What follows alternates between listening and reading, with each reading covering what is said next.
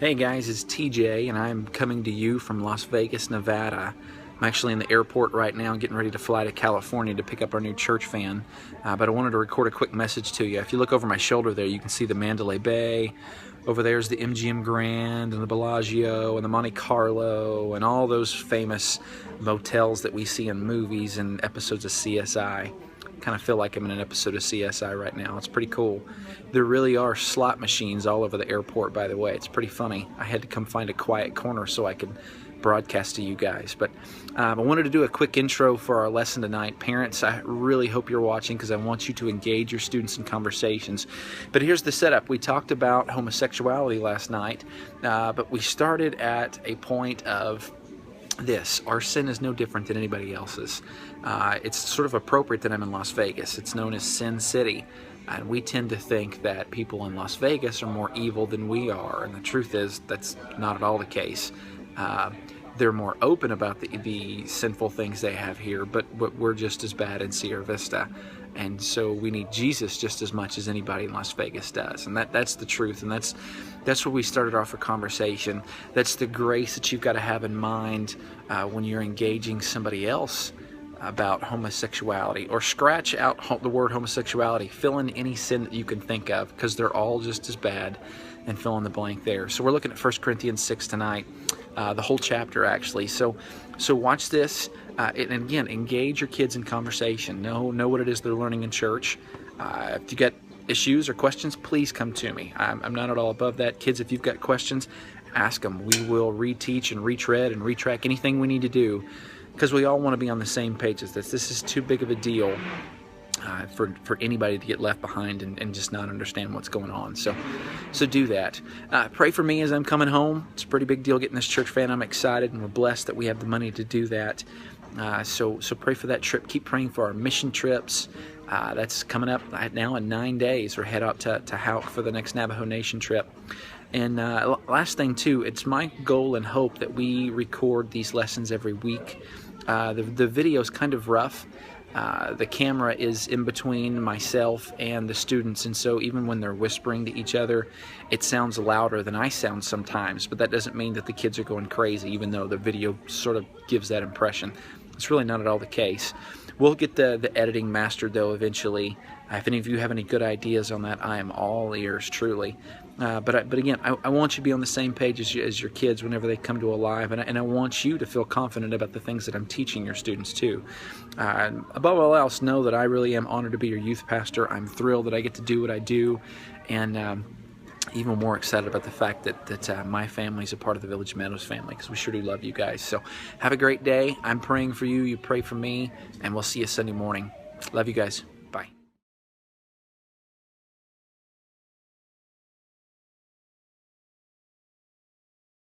I like how you guys are like contemplating this. I don't know, what did we do? Think about it. Hey!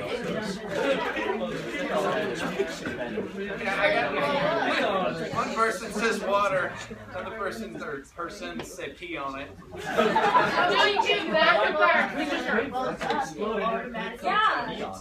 Let's not. What happens if the rest of the house is on fire? 3 people, we got 3 It would people. explode and everything inside.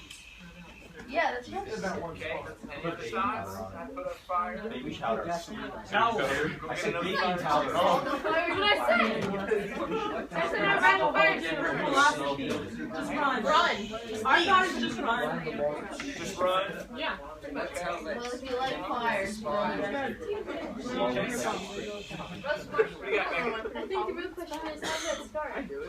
Well, that's a fair question. Yeah, I'm going to start it for them. I would like to know how that started. I'm assuming because there's some flames in there, somebody sprayed a flammable liquid of some kind on it. But yeah. Why would you do that? Smother the fire with paper. Paper. It was paper? Paper's not even on fire. So, William was discussing. We think that it's probably a terrorist compound. So throw gasoline on. Yes. A terrorist compound. It's way too much. The only thing I haven't heard, I was waiting for somebody to go. That's a good idea. Okay. All right, believe it or not. Believe it or not, come back to me. This actually is a part of our lesson. There's a big point to this. When everybody open up your Bibles, 1 Corinthians chapter 6.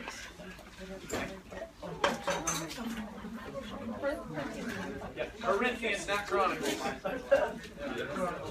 1 Chronicles chapter 6, completely different situation. By the way, is this Mentha lip shine? Any young ladies? Oh, yeah.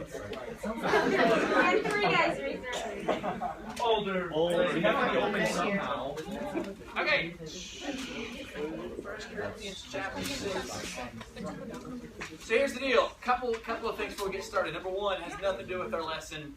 I forgot to put this in the announcement. Sunday night, I want to do Crash. So you guys get ready to go do some Crash on Sunday night, okay? I know, we haven't done that forever. That's why we're going to do it Sunday night. Yeah, it's time. I got it.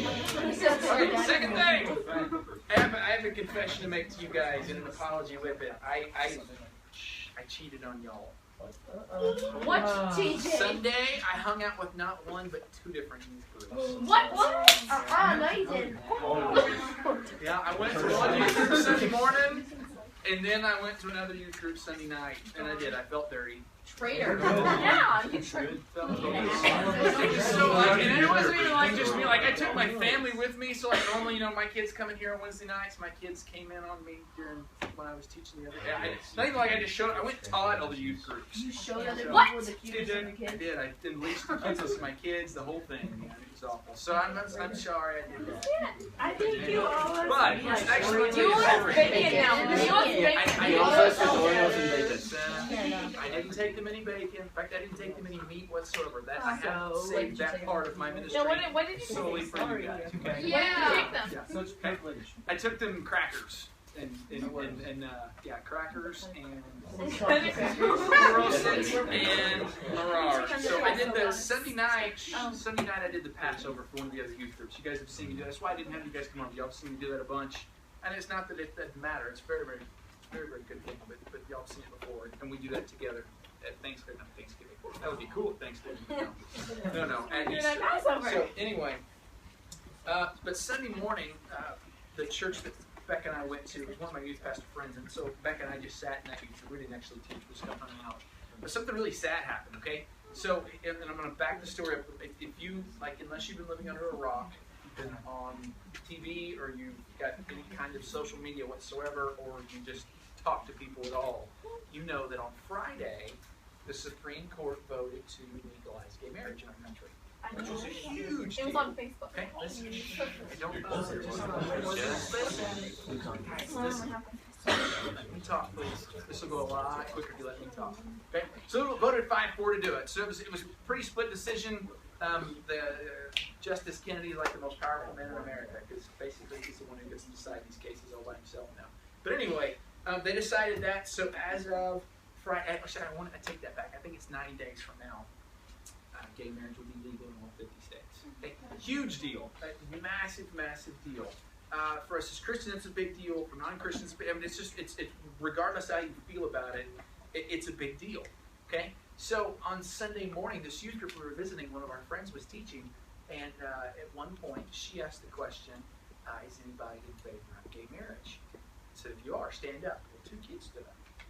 Okay? And I was really I'm shocked and surprised, and believe it or not, I was kind of proud of them for being that honest. And when she asked that question, I think she was kind of surprised that 2 people actually stood up too. Well, they sat down, and then she said, okay, if you're against it, stand up. Well, then all the rest of the kids stood up. And that's a group about the size that we are now. So I want you to put yourselves in those 2 young ladies' positions. Okay? They were pretty bold, and they stood up, and then immediately were like, and nobody was rude to them. In fact, the exact opposite happened. Not a single rude thing was said. Nobody looked at them and growled and threw rocks and did any of that stupid stuff, right? Okay. If that would have happened, even though I was a guest there, I would have gone and joined those 2 girls, because that's not cool at all. You don't treat people like that. Anyway, that didn't happen. All right. Nonetheless, though, as the morning progressed, one of those 2 young ladies, before the day was over, was just completely in tears. I mean, she ended up getting up and leaving about halfway through. Right? It's pretty sad, right? And so as I'm sitting in the back of the room just kind of watching this, I didn't know this young lady. just wanted to go and just like give her a hug, right? Now, if I'd have done that, that would have been really weird, and that would have been a whole different conversation. Even if Becca had gone and done that, that still would have been really weird and different conversation. But I felt terrible for her, right? But I suspect that if I were to ask that same question, and I'm not going to, but if I were to ask that, there may very well be somebody or some bodies in this room who would stand up. Now, maybe not after I told that story, and I'm not going to put you in that position because I don't want to out you, so to speak. Okay, I certainly don't want to embarrass anybody. But we are going to talk about gay marriage tonight because it is a big deal, and there's absolutely a biblical perspective. And as Christians, and here's the deal: it's church, obviously, so we're going to operate as Christians. And if you're here tonight and you're not a Christian, first thing I want to say is I'm glad you're here. Welcome, seriously. And if you don't agree with anything I say tonight, I'm still really glad you're here. Seriously. Because I'm thankful you're here, and I want to hang out with you, and I want to be friends, and I want to love you, and I want to learn about what you think and what you think, or what you believe, and I hope you'll give me the opportunity too. Because I believe with all my heart that I've got the best news in the world for you. Truly. But that doesn't just happen by just me slamming my opinions down your throat, or even more so, not just my opinions, but really what the Bible says. Now, does that absolutely matter? Absolutely. Again, that's why we're talking. If it didn't matter, we would just talk about something else. Okay? But this is huge. And this really is a bedrock, foundational issue in our country. And not just our country, in the entire world. Okay? So let's talk about gay marriage. Deal? Okay? Good. Yeah, we're going to be cool. We're going to be calm. We're not going to throw rocks and call people names. We're not going to be rude to gay people or non-gay people. We're not going to be rude to black people or white people. We're not going to be rude to people who think gays are cool and people who don't think gays are cool. We're just going to talk. Okay? Cool. So let's jump in. 1 Corinthians chapter 6. Chapter 6. Chapter 1's good, but that's not what we're talking about tonight.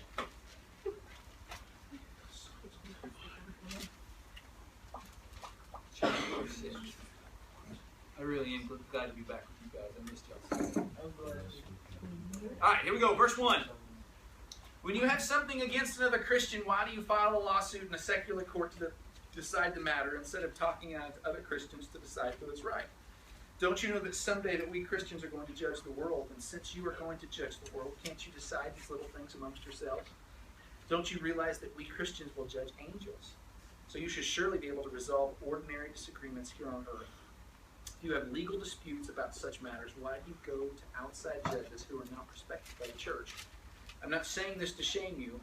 Isn't there anyone in the church who is wise enough to decide these arguments? But instead, one Christian sues another one right in front of other believers.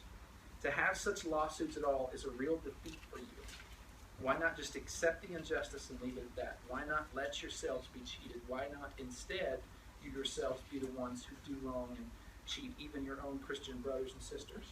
Okay? So this is kind of a weird start of conversation. We're going to talk about gay marriage, not lawsuits. Okay? There's a reason, though. Okay?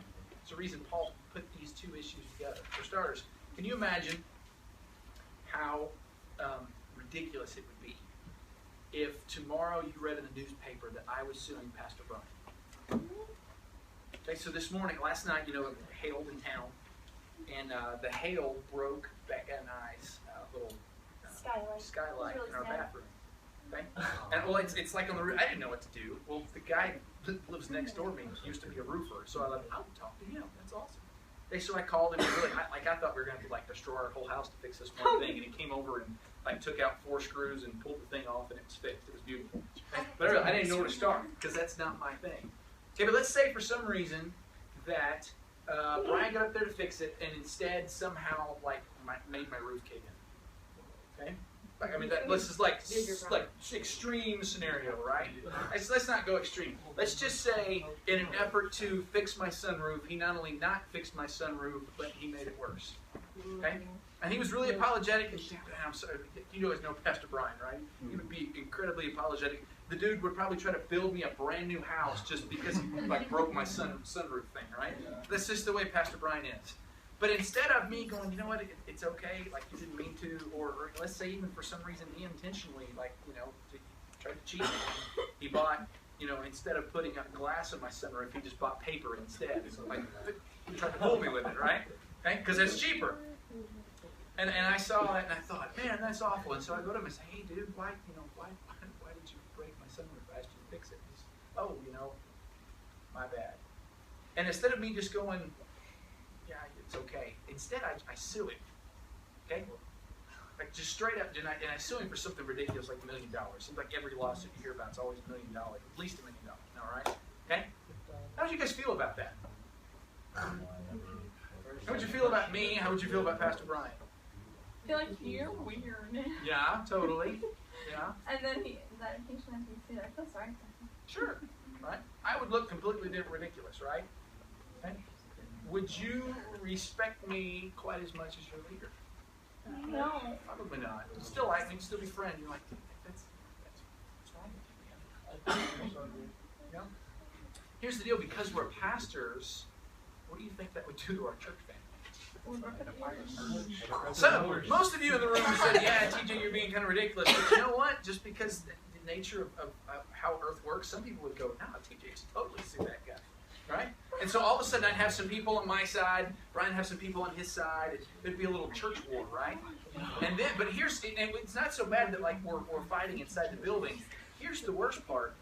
We took our fight outside to like some judge who may or may not know about Jesus and follow Jesus. And all of a sudden this has become a big problem, right?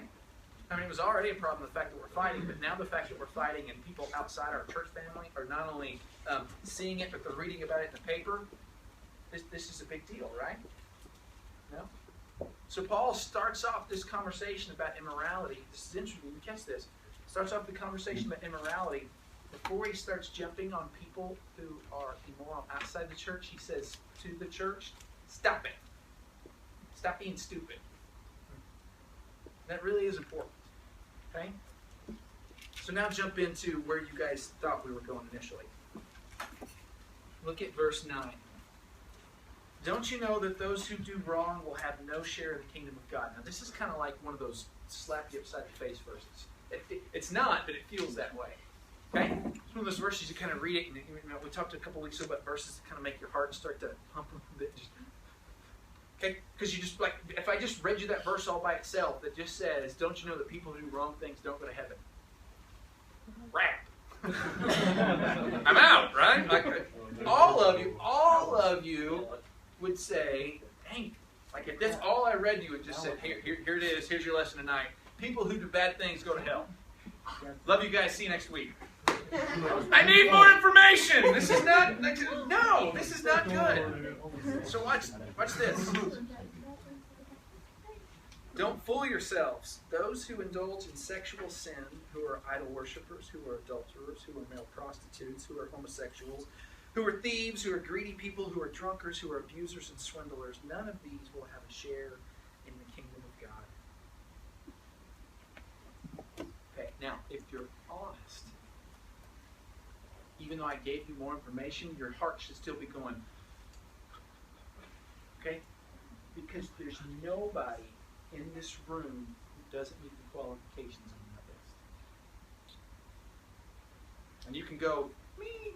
And this is where I would point you back to that fun little verse we looked at in 1 John a couple weeks ago, where it says, you're a liar and the truth is not in you.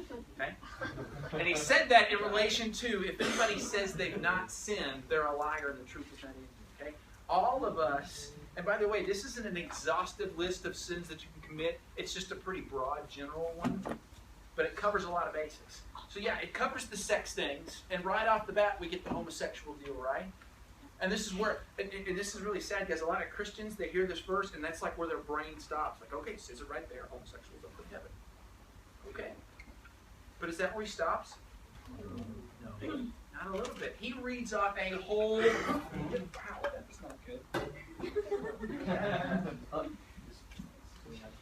He reads off a whole list of stuff. I'm going to read it to you again. Those who indulge in sexual sin, and I say it doesn't start with homosexual, it's just sexual sin. What's sexual sin? Sex before marriage. Any kind of sex that's outside of marriage. So if it's, two 18-year-olds after prom, that would be a sin. If it's that aren't married. If it's a married guy with an unmarried girl, that's a sin. If it's a married girl with an unmarried guy, that's a sin. If it's two kids that are engaged but they're not married yet, that's a sin. If it's 2 guys, it's a sin. If it's 2 girls, it's a sin. If it's 3 guys and 2 girls, or any of the fun little mathematics issues that have come up with this issue now, it does not matter. Okay? Sexual sin, it's very specific. It's actually really, really simple. Any sex outside of the confines of marriage is sin. And this is where some people go, well, what's sex? If your genitalia is involved, it's sex. And by the way, your clothes can still be on. Meaning, if you are touching somebody else's body parts, clothing or not, that's sin. I've told you guys before, if you study real carefully the Hebrew language, guys, I'm convinced. I told you guys before, if you study the Hebrew language real closely, kissing is part of sex.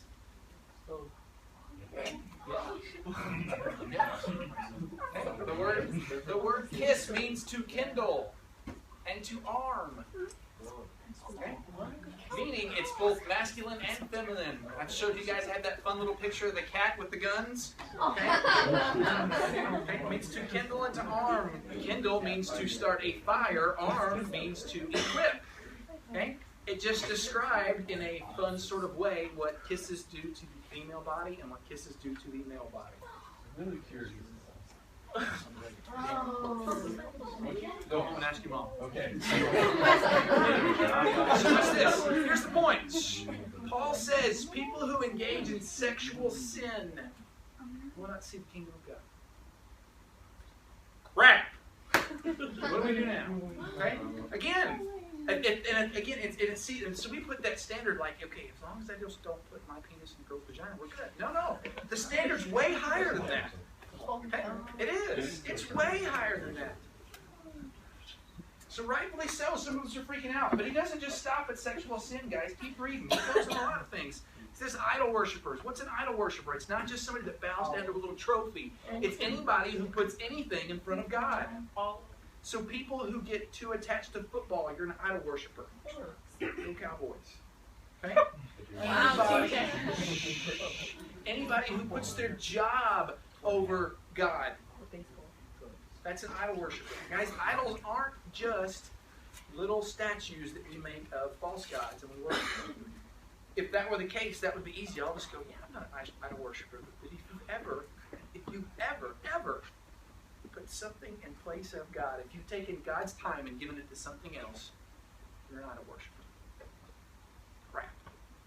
Keep going. Adulterers, male prostitutes, homosexuals, thieves. You've ever stolen anything? I'm out. Greedy people. So even if you haven't stolen something, but you just want to be greedy, you're out. Drunkards, abusers. Okay, so we're talking about people who get plastered. We're talking about people who are violent. Not Casey's kind of violent, but like just, Casey's a different kind of, like Casey's trained violence. So, yeah. Swindlers. Swindlers just means you're a sneaky person. Okay? You're constantly figuring out and thinking of ways to bypass the system, whether it's mom and dad, or the school, or the police, or whatever. You're just a swindler. You're looking to trick people. You're looking to make your own way. None of these people will have a share in the kingdom of God.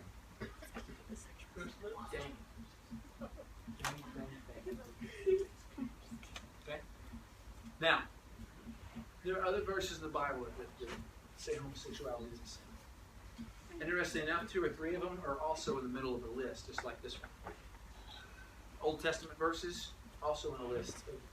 Just like there's only one time in the Old Testament where it gets explicit about the specifics about homosexuality and why it's sinful, and it's just really gross, and so we're not going to read that. When I say it's gross, I mean it's like just, it is explicit. It's, if there were pictures to it, all of you would turn to red. Okay? So we're not going to go there. Just know that it's specific about, well, that scenario when I said guys and girls and guys and 3 guys and 2 girls, like it covers all that stuff, and it even gets involved if you sleep with your sister, and it's gross. Okay? It's a whole chapter on nothing but sex, and it's gross. Okay? Here's the deal, and all of it comes back to God just says all of these are sin. Everybody had any questions? There you go. All right, so here's the deal. Here's the point. last Friday when the ruling got handed down. Beck and I were on vacation. I almost wish we didn't have phone service. We had Wi-Fi. I almost wish we didn't have Wi-Fi because otherwise I would have been in Mexico when they had any activity. We were just sitting on the beach. But I got this notice. Hey, this happened, and so I ended up. I didn't want to, but ended up spending a good chunk of the rest of the day not fretting, but just going, man, what? Wow, this really happened. And there were parts of me that got really sad, and there were parts of me that got mad, and there were parts of me that got mad at people who were sad, and there were parts of me that were sad at people who were mad, and then that was just everywhere. And a lot of you went through that same thing. And then I made the mistake of not only reading stories about it, but then I read the comments that people were making about stories. Mm-hmm. So then my head just wanted to explode, right? Mm-hmm. Yeah. I read some of your comments on the issue. So you read my comments on the issue. Round and round and round and round and round and round. And guess what? We did the same thing on Saturday, did the same thing on Sunday. Monday, same thing still going on. Tuesday still going on, a little bit today. It'll die down a little bit here and there. It'll pop back up again in 90 days when everything starts to really take off. It'll come back again. A little more fights about it. Here's what you got to know. Okay? I'm saying this again just very, very clearly. Yes, homosexuality is a sin. Not because I say so. Okay? If it were me, if it were just me, I probably really would just take the position, as long as they keep it in the bedroom, I don't care. Because that's one less thing I have to worry about. If it were just me. Right? And some of you guys are convinced that I want to control your lives and be involved in all the details, and I really don't. I have no desire to control every aspect of your life. It's hard enough for me to control those 3 little boogers who come in, much less try to control you guys. That's not my hope and plan. Right? Whenever I give you a mandate or I give you advice on what you ought to do, it's not because I think that that's a really good idea. It's because of what I know from God's Word. And that really is the only thing that matters in this issue. Now, here's what we got to know first. Hey, it's a sin. It's a big deal. It's bad. It's bad law. If you just know the logistics of how the legal system works, the way it went down is awful. But I'm not worried about that so much. It was a bad decision because we now have done what Scripture calls calling good evil and evil good. And that scares me. It scares me for you guys. It scares me for your kids. You are going to have kids someday. Not today or next week, hopefully, but you are going to have kids someday. It dynamically changes everything about our country, but here's what you got to know. Before we get up in arms and throw a hissy fit or get sad, or I asked you this question specifically, what do you do in this situation? Some of you said run away. Okay? Does that solve an issue? Listen, no, listen. That's why I wanted to use this scenario, okay? Does running away solve the issue? No. Okay. You might save yourself, but the house still burns down, right? Yes. Okay, good. Is being on it really smart? Yeah. No. In fact, that's just really, listen to me. This is specific, okay? It's actually just really rude in every context, okay? Yeah. To pee on it, yes, that's just really gross and rude, and that won't really fix the issue. Hi, girls. How are you, sweetie? Oh, no, who are you hunting for? Sam and Becca. Sam and Becca? Yeah. So, Sam, Sam, I am. we're not done yet. don't care.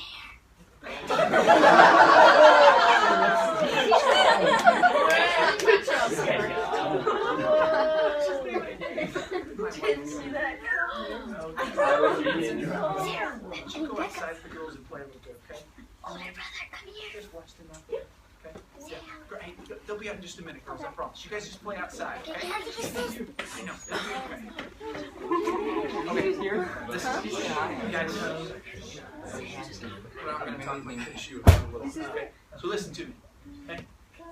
Peeing on it's just rude. That doesn't fix anything. Okay? You might put out a fire, but then you just look like a jerk, right? Okay? You can run away, You can run away, but you've only saved yourself. Everybody else is dead. Okay?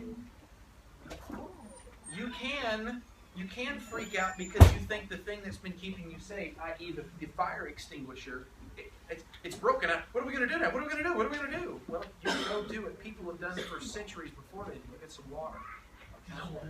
Okay? Fire extinguishers have only been around like 50 years. You guys know that, right? And they're pretty neat. They do some amazing stuff. But before that, the reason, firefighters still do the same thing now. Put in some water or some sand. Sand works too. We actually have more sand than we do water here. So that works. Here's my point. Watch this. Watch this. Okay, guys? When I say don't pee on it, this is what getting rude with people about this issue is like. Okay? Going to people and going, you believe in gay marriage? You're awful. You're scum. That's the equivalent of peeing. It doesn't solve the problem. It really doesn't. Okay? Even if you are right in your assertion. So again, yes, gay marriage is wrong. Gay marriage is wrong because homosexuality, period, is wrong. But it's no more wrong than any kind of other sexual sin. And it's no more wrong than idol worship. And it's no more wrong than just being a scallywag. Okay? So first things first, before you start throwing rocks at people, which you don't ever get to throw rocks at people. In fact, Jesus taught us to do the exact opposite. But before you quote-unquote start throwing rocks at people, you absolutely need to back up and check out your own life. Because if you're doing any of the things on this list actively, you're wrong. You're just as wrong as anybody else. You hear me?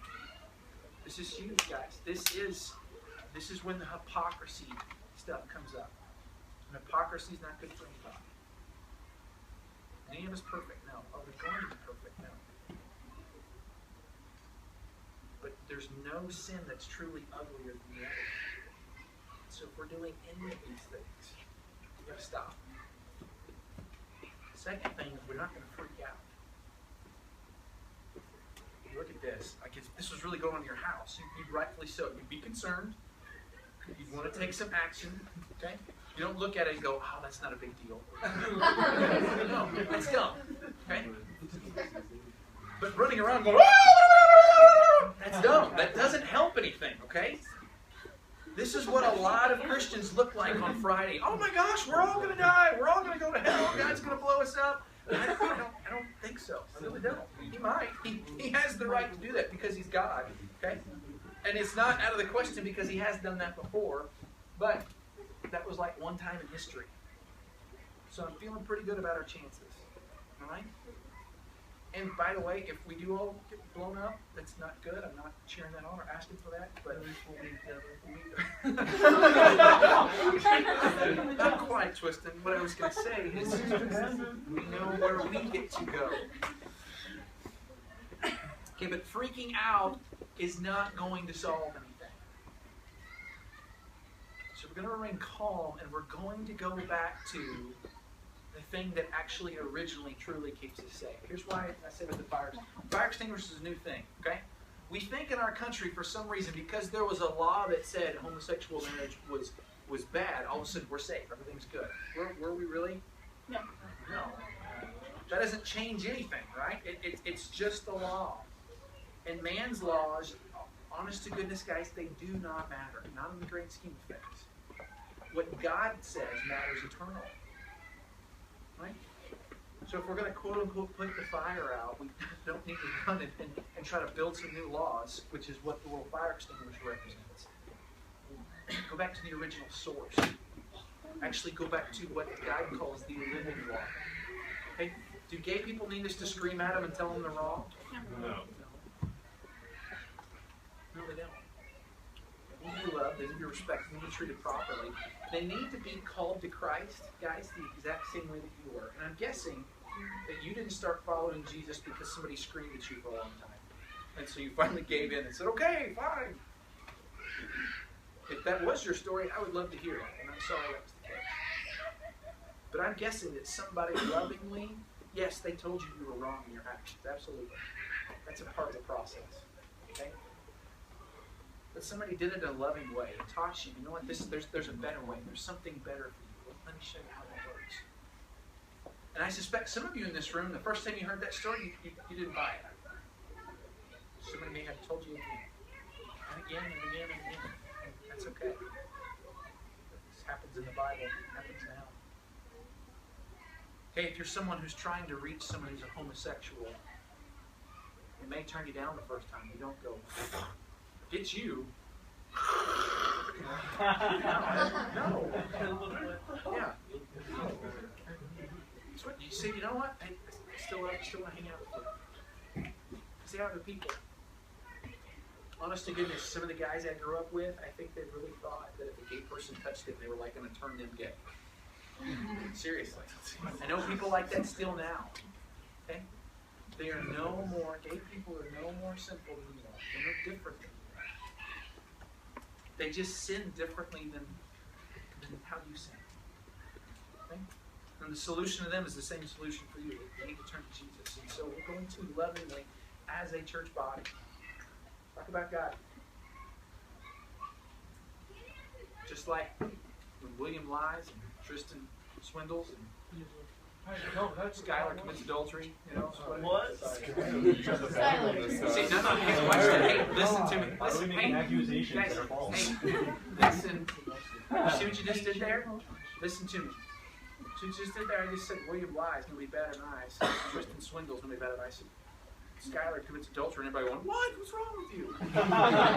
No, you see, no, listen to me. You see that's a problem? That's what I'm talking about here, guys. We freak out over some things, and we don't freak out over other things. And we need to be just as concerned about William's problem with lying as we are about Skylar's ability to cheat on his wife. His imaginary wife, but still his wife. You get that? We need to care about each other enough to lovingly say, Casey, I love you, but you're wrong. Sam, I love you, you're wrong. And by the way, this works both ways. So when I'm wrong and you see that, and you go, TJ, I love you, but you're wrong. Right? You were wrong to take that youth for bacon. I didn't do that. But if I did that, you guys would be wrong to tell me. You guys would be right to tell me that. That's a sin. That's our thing.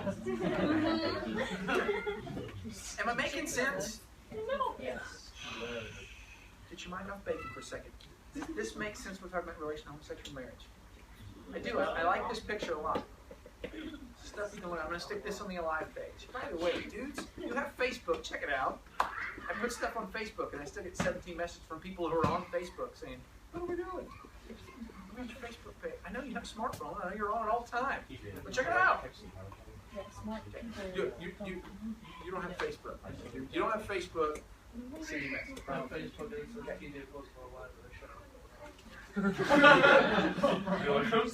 No bacon for you. Alright, so here we go. Okay, so we're not done talking about this. There's some other things I want to cover on. That's where I'm going to start with you. Now's not the time to panic at all. It's not the time to freak out. Now certainly not the time to start throwing rocks and peeing on things. Okay? We're not going to be ugly. I promise you, guys, as much as I love you, if it came down to you being ugly and a homosexual just doing what a homosexual does, in that instance, with you being ugly, I would side with the homosexual. Okay? Because honest to goodness, I care more about what we as Christians are doing than I care what unbelievers are doing. I want everybody to become, does that make sense? I want everybody to become a believer. But I'm not surprised when unbelievers don't do things that we as Christians are supposed to do, or vice versa.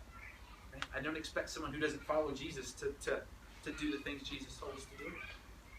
But I do expect us as Christians to do the things that Jesus told us to do. And by the way, Jesus does too.